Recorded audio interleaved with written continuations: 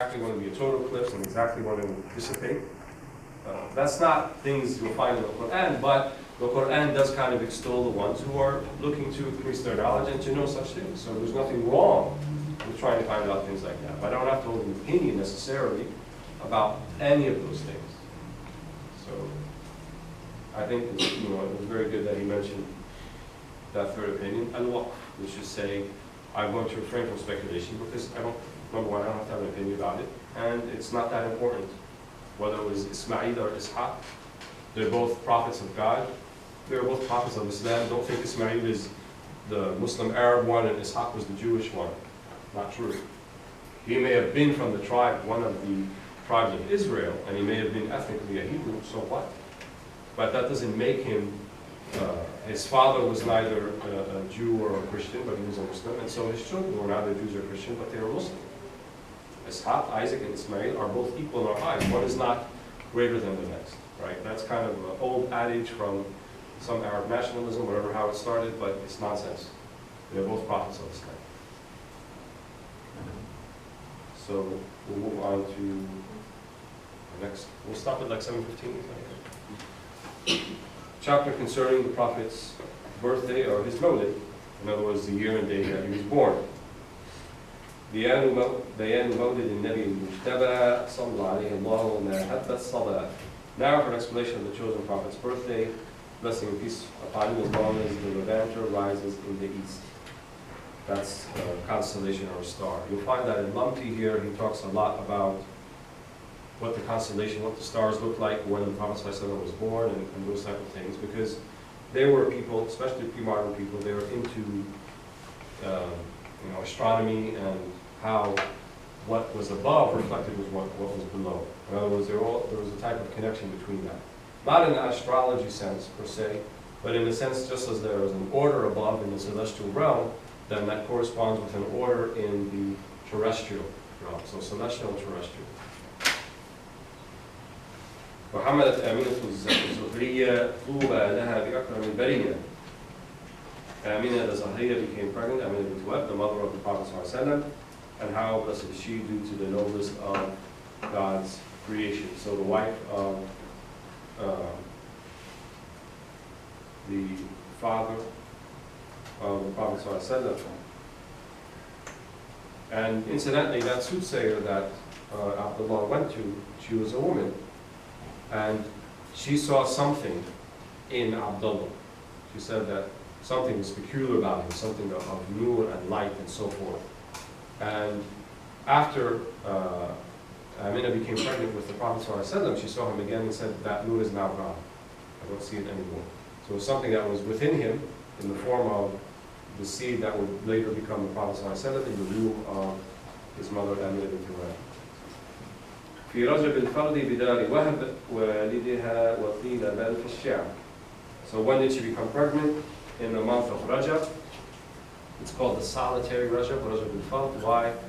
Because it's one of the sacred months. And the Arabs, the ancient Arabs even before Islam, would uphold what would be called the sacred months, where no fighting or skirmishes were allowed in those particular months to allow people to make pilgrimage to Mecca and go back safely.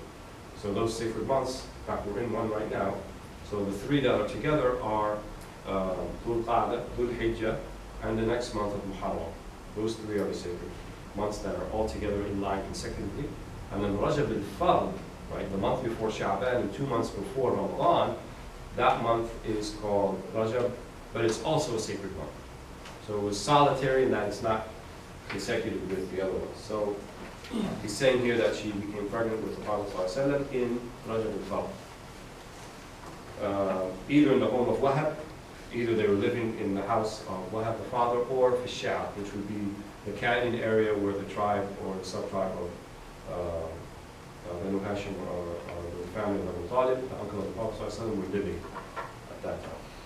وكان مولد النبي صلى الله عليه وسلم الهادي صلى الله عليه وسلم the guiding Prophet's birthday, upon him blessing the prayer of all servants. عام قدوم الفيل الأقوام بإثر 50 من الأيام was in the year of the elephant's arrival to Quraysh, about 50 days after the event. So Am al-Fil, or the year of the elephant, was the year that the Christian Yemeni king by the name of Abraha al-Ashram, and al-Ashram means the one whose forehead has been cut or slit, because he had been in a previous skirmish where he was sliced with a sword that cut his forehead, and a scar was there. So Abraha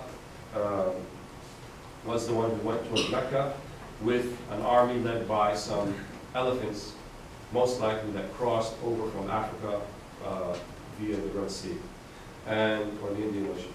So at that, he became distraught because someone from Mecca at the time, remember, even before Islam, was kind of the center of everything. Why? Because that's where the pilgrimage was.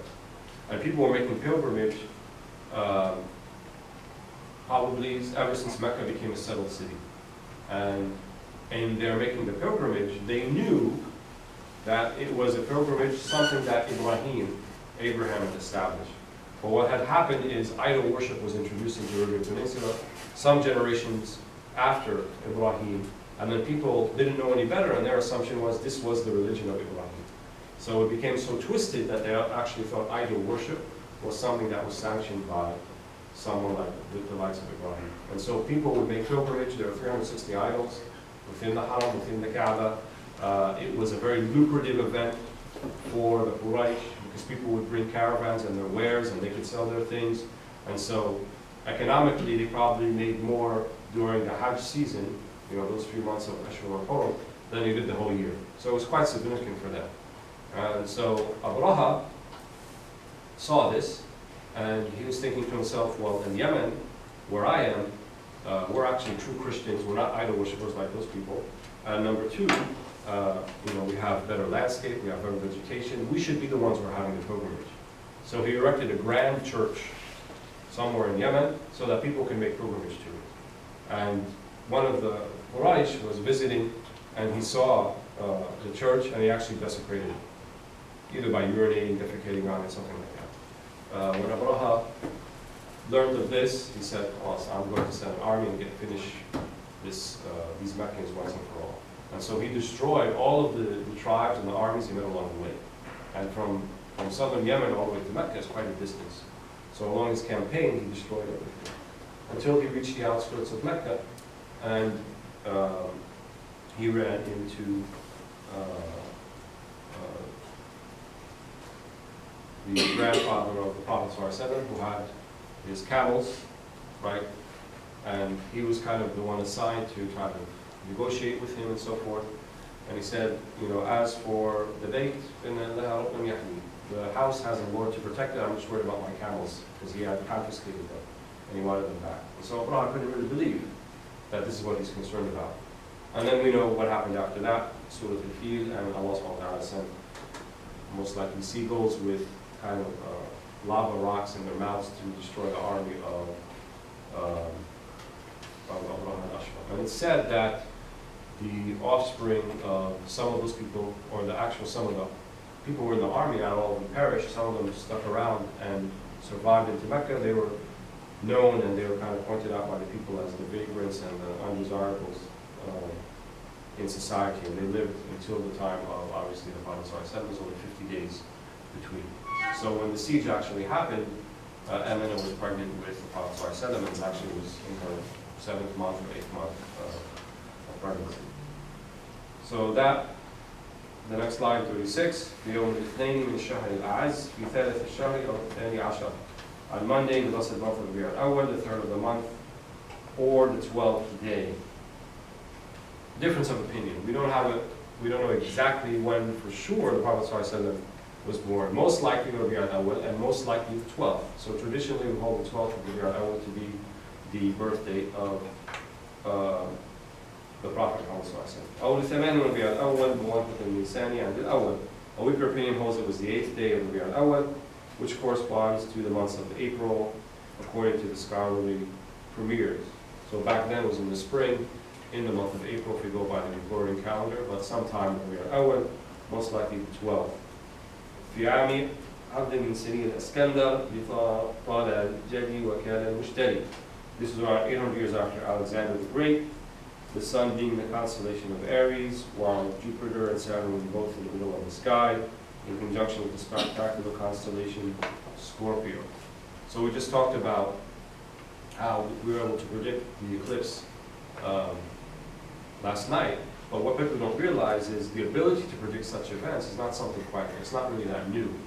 People probably at least 600, 700, 800 years ago were able to do that, to predict with an astounding level of accuracy. In other words, astronomy really hasn't advanced that much since that particular time in terms of how we're able to predict these celestial events. Because once you have the patterns figured out and how the constellations move, and people who navigate on boats, and even in some Muslim countries there's someone called a muwaqqit who would determine the prayer times for throughout the year. So they would have kind of these constellation maps. So each night of the year, the stars are going to be in a particular position, and it's going to be different every night.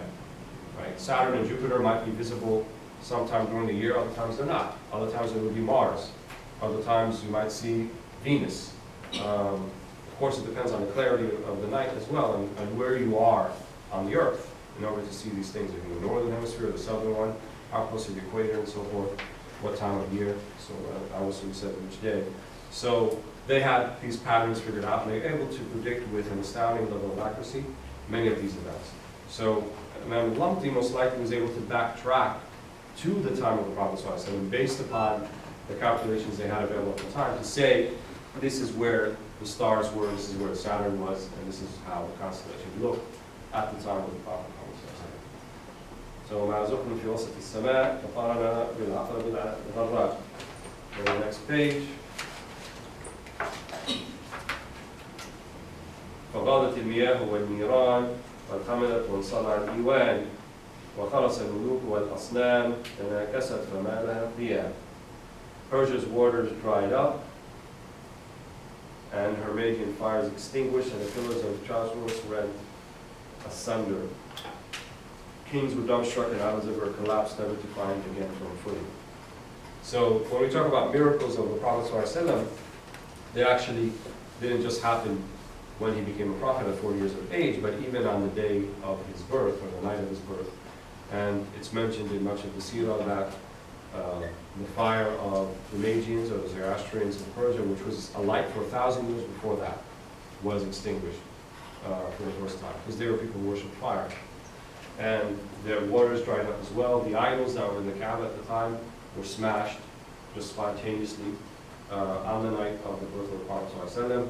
Amina bint Wahb, the mother of the Prophet ﷺ, mentioned that she saw a light extending from her all the way to the north, to the Byzantine, or to Rome, to where Europe was at the time. So these were all things that were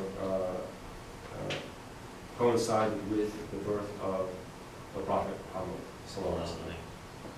Now some might say, well, that's kind of sounds very supernatural, and I can't really buy that and that type of thing.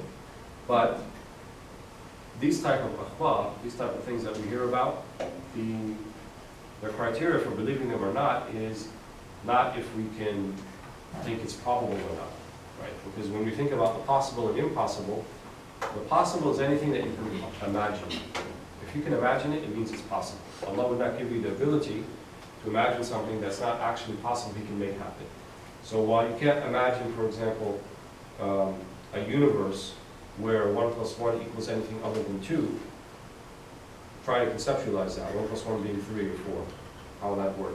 It's unimaginable, right? Because that's just the reality of the universe that we live in. And if we were to try to conjure up a different reality than this, then all of this would make no sense whatsoever.